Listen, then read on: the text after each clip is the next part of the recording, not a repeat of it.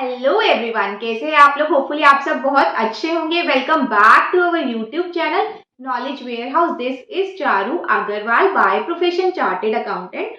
तो बच्चों, अभी जो हमारा चैप्टर चल रहा है वो चल रहा है जर्नल एंट्रीज ऑन जीएसटी। हमने कंसेप्ट समझ लिए, हमने सिंपल जर्नल एंट्री समझ ली कि कैसे परचेज और परचेज रिटर्न वाली जर्नल एंट्री पास होती है, कैसे सेल्स और सेल्स रिटर्न वाली जर्नल एंट्रीज पास होती है। तो अभी तक हमने क्या सीखा था कि हम गवर्नमेंट को प्रॉमिस करते हैं कि हम सेल्स जब करेंगे गुड्स की, तो उस केस में हम आउटपुट टैक्स लायबिलिटी पे कर देंगे। बट कुछ ऐसे केसेस जिसमें गुड्स सोल्ड नहीं हो रहे, बल्कि प्रोप्राइटर या तो ड्राइंग कर रहा है, या फिर हम डोनेशन के लिए यूज कर रहे हैं, या फिर हम एडवर्टाइजमेंट पर्पज के लिए यूज कर रहे हैं, उस उस केस में इनपुट जीएसटी का क्या ट्रीटमेंट होगा, आज की क्लास में हम वो सीखेंगे। बहुत इंटरेस्टिंग टॉपिक है, बहुत इंपॉर्टेंट भी है। ध्यान से सुनना है, वीडियो को बिल्कुल मत स्किप करना, क्योंकि बहुत इंपॉर्टेंट चीजें आपकी स्किप हो जाएगी अगर आप वीडियो को स्किप करके देखोगे। तो चलिए क्लास स्टार्ट करते हैं। प्लस अभी तक आपने मेरा चैनल नहीं सब्सक्राइब किया है तो सब्सक्राइब जरूर कर ले, जिससे आपको अपकमिंग वीडियोस की नोटिफिकेशन मिलती रहेगी।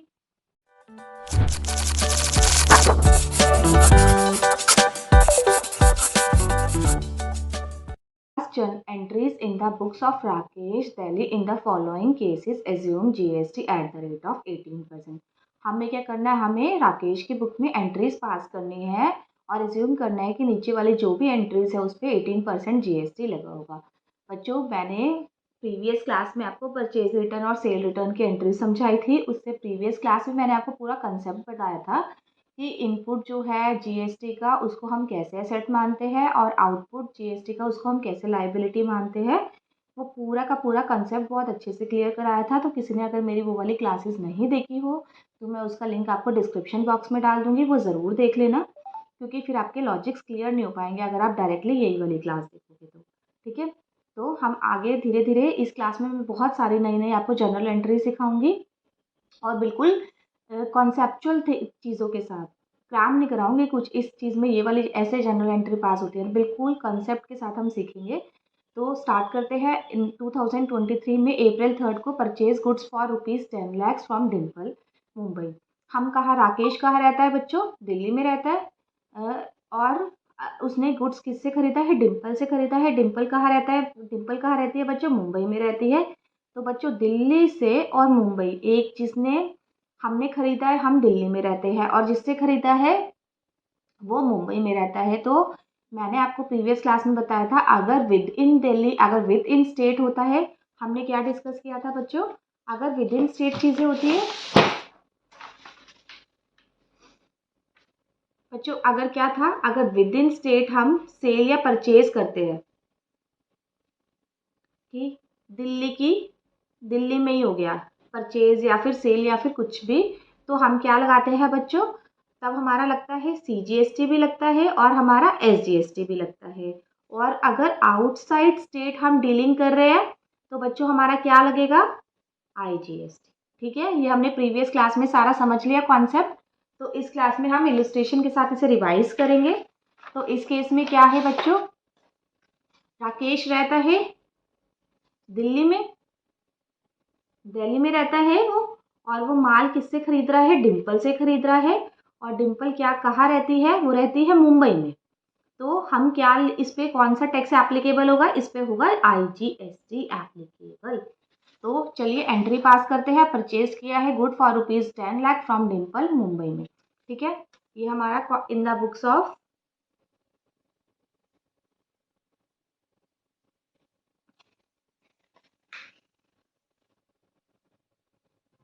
Books of Rakesh.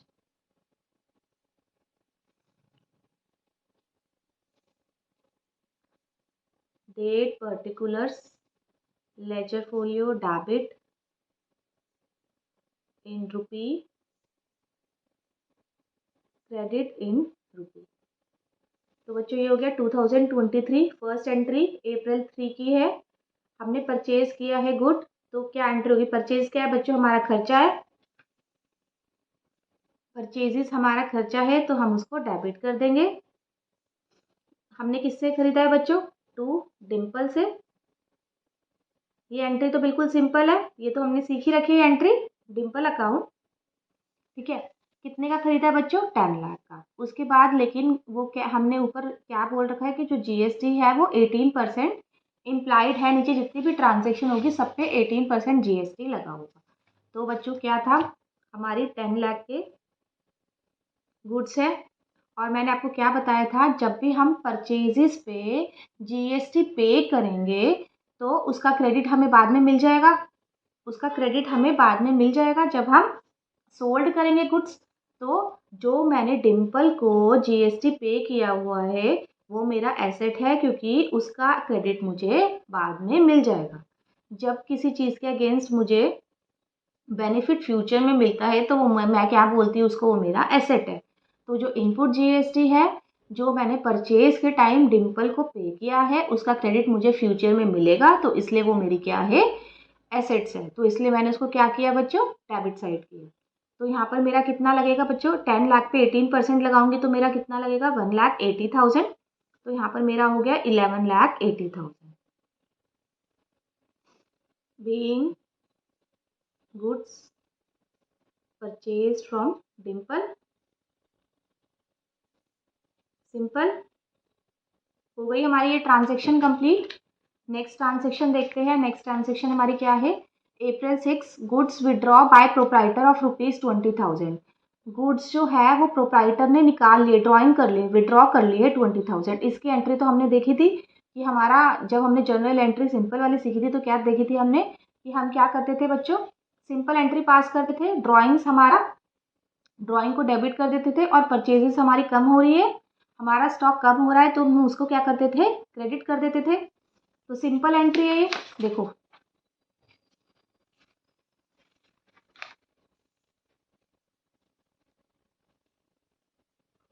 April 6 हमारे बच्चों हमने क्या एंट्री सीखी थी, drawing account debit to purchases account.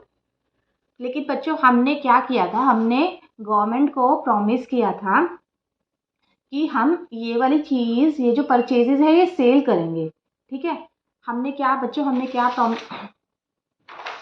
बच्चों हमने गवर्नमेंट को क्या किया था, प्रॉमिस किया था कि ये जो गुड्स है ये हम सोल्ड करेंगे, और उस पे सेल्स पे हम इन गुड्स पे, जब हम ये गुड्स सोल्ड करेंगे तो इस पे हम क्या करेंगे, जीएसटी कलेक्ट करेंगे। जीएसटी कलेक्ट करके आपको दे देंगे। तो जो हम परचेजेस पे, जब हम परचेज करते हैं ये गुड्स, जब हम जीएसटी पे करते हैं तो इसलिए आप उसका क्रेडिट हमें दे देना। हमने गवर्नमेंट को यही कहा था कि यही वाले गुड्स जब हम बेचेंगे तो उस पर भी हम जीएसटी कलेक्ट करेंगे, तो वो जीएसटी हम आपको पे कर देंगे। इसलिए जब हम परचेजेस पे, इन गुड्स पे जब ये गुड्स हम परचेज करेंगे, इन पे हम जीएसटी पे करेंगे तो इसका क्रेडिट आप हमें दे दो।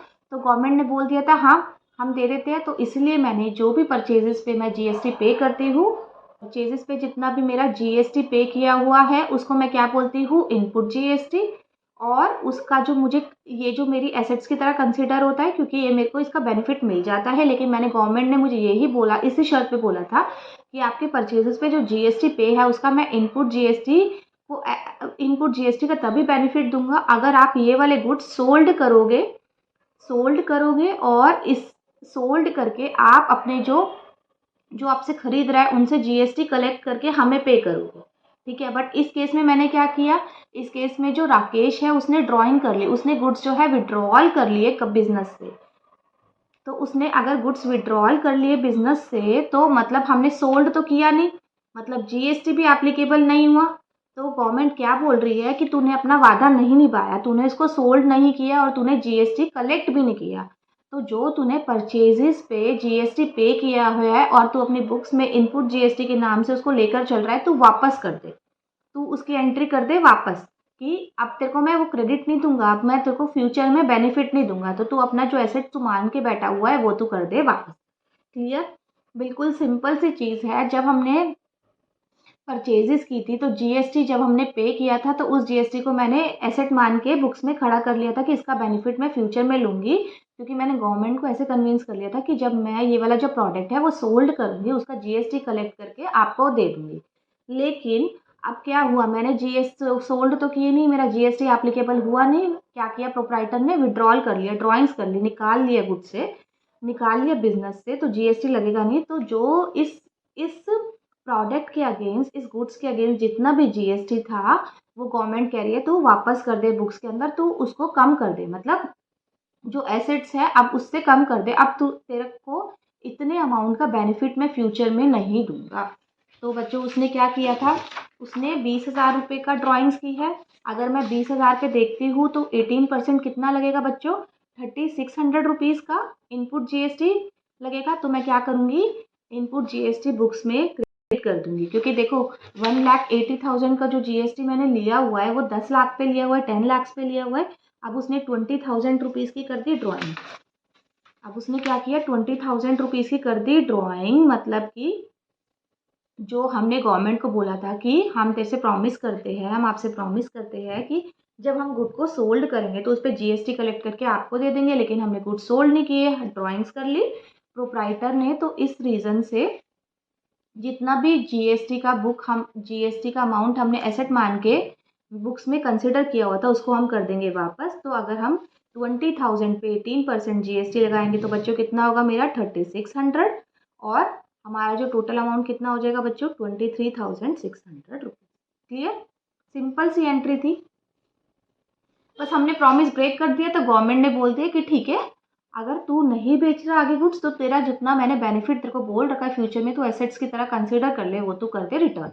अब इसमें बच्चों हम पूरा का पूरा 1,80,000 नहीं करेंगे, क्योंकि उसने सारे के सारे गुड्स थोड़ी ना ड्राइंग किए, जितना उसने 20,000 के गुड ड्राइंग किए हैं उसी को ही हम, उसी के अमाउंट के ऊपर हम जीएसटी कैलकुलेट करेंगे। नेक्स्ट मेरी एंट्री क्या है, April 8 goods of ₹10,000 given as a donation. जो 10,000 के गुड्स थे उसने डोनेशन में दे दिए। मतलब बच्चों इसमें, इस केस में भी उसने अपना प्रॉमिस, राकेश ने अपना प्रॉमिस पूरा नहीं किया, उसने सोल्ड नहीं किए गुड्स, उसने जीएसटी कलेक्ट नहीं किया। मतलब कि 10,000 के ऊपर भी जितना उसने इनपुट जीएसटी का बेनिफिट लिया हुआ था, जितना उसने एसेट्स की तरह कंसिडर किया हुआ था, उसको भी हम वापस कर देंगे। क्लियर, अब प्रॉमिस तोड़ दिए तो जीएसटी जो आपने एसेट्स की तरह मान रखा है, फ्यूचर में बेनिफिट अवेल करने के लिए रख रखा है, उसको भी आप हमें चुपचाप से वापस कर। तो इसमें भी सिंपल एंट्री है वही की वही, being goods withdrawn bye proprietor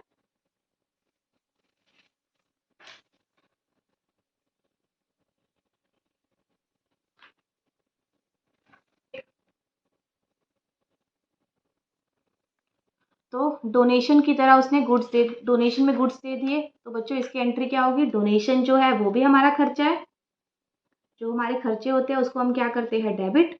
और बच्चों क्या हो रहा है, दूसरा हमारा जो गुड्स है वो कम हो रहा है, तो हम क्या करेंगे परचेज को कर देंगे क्रेडिट। और साथ में जो गवर्नमेंट को हमने बोला था कि आप हमें इनपुट जीएसटी दे दो, जब हम सेल करेंगे तो आपको दे देंगे, लेकिन हमने अपना प्रॉमिस नहीं निभाया, तो जितना मेरा इनपुट जीएसटी था उसको मैंने क्या कर दिया, क्रेडिट कर दिया। ठीक है, तो डोनेशन बच्चों उसने कितने की दी है, देखो डोनेशन उसने कितने की दी है बच्चों 10,000 रुपीज़ की, ये मैंने 10,000 लिया। और जीएसटी बच्चों 10,000 पे 18% अगर हम पे करेंगे तो कितना होगा 1,800। और जो डोनेशन है वो मेरी कितनी हो जाएगी बच्चों 11,800, being goods given as donation.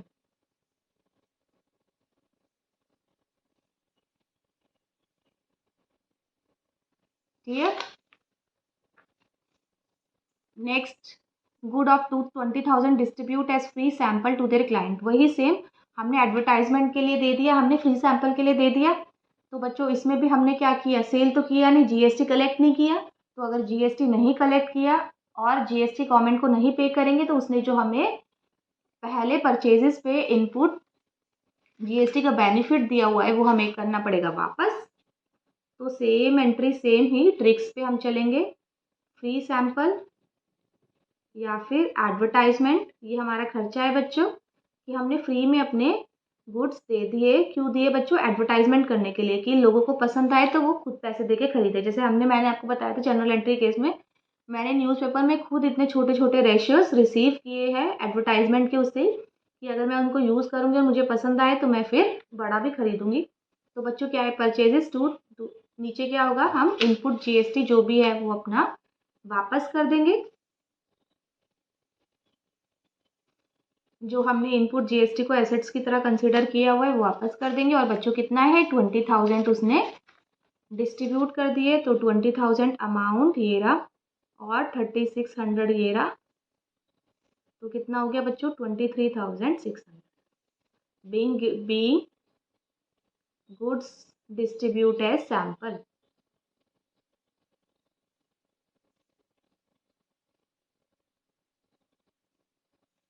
Next बच्चों क्या है, purchase furniture costing ₹2 lakh for cheque from Rajasthan. उसने क्या किया, फर्नीचर खरीदा है 2 लाख का चेक से, मतलब बैंक से एंट्री दी है उसने, बैंक से पेमेंट हुई है उसकी राजस्थान से। राकेश कहाँ रहता है, दिल्ली, और राजस्थान से खरीदा है, तो बच्चों कौन सा टैक्स लगेगा, IGST। ये याद रखना, अगर विद इन स्टेट खरीदा है तो 2 टैक्स लगेंगे, और अगर बाहर खरीदा है, डीलिंग की हमने आउटसाइड द स्टेट, तो हमारा सिर्फ एक ही टैक्स लगेगा, IGST।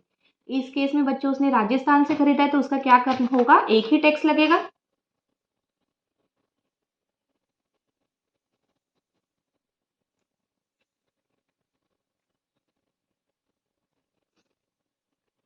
अप्रैल 18, सिंपल सा कॉन्सेप्ट है, विद इन स्टेट 2 टैक्स, और बाहर चला गया तो एक ही टैक्स, बाहर चला गया तो एक ही टैक्स, अगर स्टेट के अंदर ही रहा तो 2 टैक्स। अब अगर फर्नीचर खरीदा है, एसेट्स है, तो इसके नाम से ही हम रिकॉर्ड करेंगे, फर्नीचर अकाउंट डेबिट।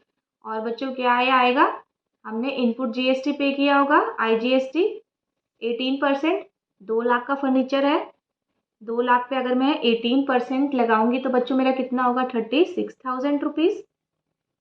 और हमने किससे खरीदा है बच्चों, बैंक, वो कह रहे कि चेक दिया उसने, तो हमने कितने का चेक दिया, 2,36,000। मतलब जो हमने फर्नीचर के ऊपर जीएसटी पे किया उसका हमें क्रेडिट फ्यूचर में मिल जाएगा। ठीक है, तो हमारी एंट्री क्या होगी, बीइंग फर्नीचर परचेस्ड।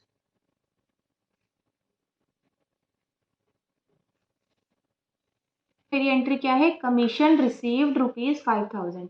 हमने कमीशन रिसीव किया है 5,000 रुपीज़ का। तो बच्चों जैसे हम सेल्स की एंट्री करते हैं ना, सेल्स हम क्या करते हैं, गुड्स का, और कमीशन हम क्यों रिसीव करते हैं, जब हमने कोई सर्विसेज दी हो किसी को। और तो कमीशन रिसीव वाली एंट्रीज भी हमारी सेल्स की तरह ही आएंगी। तो हमारी एंट्री क्या होगी, ये अप्रैल 20, हमने कमीशन रिसीव किया है, तो बच्चों हमारे पास क्या आया है, कैश आया, कैश अकाउंट डेबिट। अब देखो हमने किसी से कमीशन रिसीव किया है, टू कमीशन रिसीव। ठीक है, जब हम सेल्स करते थे तो सामने वाले से जीएसटी रिसीव करते थे, और वो जीएसटी जो हमने रिसीव किया वो हम करते थे गवर्नमेंट को पे। तो वो वाला जीएसटी हमारा क्या बन जाता था, लाइबिलिटी बन जाता था, कि हमने अपने कस्टमरों से तो ले लिया लेकिन गवर्नमेंट को दिया नहीं, तो बुक्स में हम लाइबिलिटी की तरह उसको खड़ा कर लेते थे कि हमें गवर्नमेंट को देना है। ऐसे ही कमीशन में क्या हुआ बच्चों, सेल्स में हम गुड्स बेचते थे, कमीशन में मतलब हमने सर्विसेज दी है किसी को, तो उसके अगेंस्ट हमने कैश रिसीव किया है, और फिर हमें क्या करना पड़ेगा, जीएसटी भी रिसीव करना पड़ेगा, और हमें वो आगे जाके गवर्नमेंट को देना पड़ेगा। मतलब सेम ही रूल है, जैसे हम सेल्स करते हैं गुड्स, ऐसे ही हम कमीशन सर्विसेज रेंडर करते हैं तो हमें कमीशन मिलता है। तो इस पे भी हम जीएसटी लगेगा, और जीएसटी हमें क्या करना पड़ेगा बच्चों, गवर्नमेंट को देना पड़ेगा। तो जो हमें गवर्नमेंट जो चीज़ें हमें देनी है वो हमारी क्या है, लाइबिलिटी। तो हम क्या करेंगे, यहाँ पर आउटपुट CGST लिख देंगे, टू आउटपुट SGST लिख देंगे। अब इस केस में हमें बता नहीं रखा कि कमीशन हमने कहाँ से रिसीव किया है, तो हम एज्यूम कर लेंगे ये विद इन स्टेट ही होगा। ठीक है, तो 5,000 का कमीशन था बच्चों, कमीशन में कितना जाएगा आपका, 5,000 जाएगा, और जीएसटी इस पर कितना लगेगा, 18%, तो 9% कितना हो गया, CGST 9% लगेगा, और SGST 9% लगेगा, तो कुल मिला के बच्चों कितना हो गया, ये 18% ब्रेकअप हो गया ना 9% का। तो हमें कैश कितना रिसीव हुआ, 5,900। लेकिन पूरे के पूरे 5,900 हमारे नहीं है, हमें ये CGST और SGST करना पड़ेगा गवर्नमेंट को पे, बीइंग कमीशन रिसीव। सिंपल, मतलब जो चीज़ हमें आगे जाके किसी को पे करनी है ना, हमारे सर पे बोझ है, उसको मैं क्या मान के चलूंगी कि ये मेरी लाइबिलिटी है, और उसका बैलेंस हम क्या मानेंगे कि ये क्रेडिट साइड हो। ठीक है, आज की क्लास की लास्ट एंट्री हमारा April 22, paid advertisement expense by cheque ₹20,000 in Delhi. हमने एडवर्टाइजमेंट एक्सपेंसेस पे किया है चेक से दिल्ली में, वो भी दिल्ली में रहता है राकेश, और हमने दिल्ली में ही किया है, तो हमारा बच्चों क्या लगेगा, 2 टैक्सेस लगेंगे, एक लगेगा IGST और एक लगेगा CGST। ठीक है, तो इसकी एंट्री बच्चों हमारी क्या होगी, अप्रैल 22। एडवर्टाइजमेंट एक्सपेंस बच्चों हमारा क्या है, खर्चा है, तो हम निकालेंगे यहाँ पर, क्या लिखेंगे, एडवर्टाइजमेंट अकाउंट डेबिट टू, हमने बच्चों को क्या बता रहा है, उसने चेक से पेमेंट की है, तो क्या जाएगा बच्चों, हमारा बैंक जाएगा। अब देखो, जो हमारी एक्सपेंसेस की एंट्रीज भी होती है ना, वो सेम परचेजेस जैसे होती है। हमने एडवर्टाइजमेंट पे भी क्या किया, वो ये बोल रहा है कि सारी जितनी भी नीचे सारी ट्रांजेक्शन है सब पे वो मान के चलना कि GST 18% लगेगा।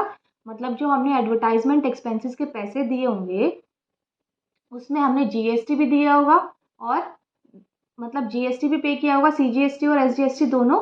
तो अब जो हमने पेमेंट की एडवर्टाइजमेंट एक्सपेंसेस के ऊपर, उसका क्रेडिट हमें फ्यूचर में मिल जाएगा। मैंने आपको समझाया था क्यों मिलेगा, तो क्या होगा, इसका फ्यूचर में हमें बेनिफिट मिल जाएगा, इनपुट CGST और इनपुट SGST डेबिट डेबिट। तो एडवर्टाइजमेंट का एक्सपेंस कितना है बच्चों, 20,000, और हमने CGST कितना पे किया, अगर हम 20,000 पे 9% लगाएंगे तो बेटा मेरा कितना आएगा, 1800, और ये जाएगा 23,600। हम कितना पे करेंगे उसको, 23,600, लेकिन जो एडवर्टाइजमेंट एक्सपेंसेस जो हमारा खर्चा है वो कितने का बुक करेंगे हम, 20,000, और ये जो 1800 है ये हमें फ्यूचर में इसका बेनिफिट मिल जाएगा, क्योंकि हमने गवर्नमेंट से बात की हुई है कि जो भी हम GST पे करेंगे उसका आप फ्यूचर में हमें बेनिफिट दे देना जब भी हमारी लाइबिलिटी अराइज होगी। तो हम क्या यहाँ पर लिखेंगे, being expenses paid for advertisement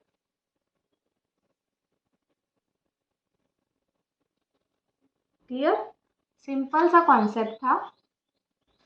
अगर हमने अपना प्रॉमिस ब्रेक कर दिया, हमने वो गुड्स को सेल्स ना करके हमने डोनेशन में बांट दिया, डोनेशन में दे दिया, या फिर फ्री एडवर्टाइजमेंट, फ्री सैम्पलिंग में, या तो हमने फ्री सैम्पलिंग में लोगों को बांट दिया, या फिर प्रोप्राइटर ने खुद से ही विड्रॉल कर लिया, तो उसके अगेंस्ट क्या था बच्चों, जितना भी हमारा GST था, जितना भी हमने GST क्लेम किया हुआ था, एसेट मान रखा था, उसको हम कर देंगे वापस। जैसे कि इस केस में हमने 20,000 रुपीज़ की परचेजेस को, उसने 20,000 के गुड्स को उसने विड्रॉल कर लिया था, तो 20,000 पे जितना भी मेरा GST लगा था वो हमने कर दिया वापस। वो हमने देखो, ये हमने क्या करा था,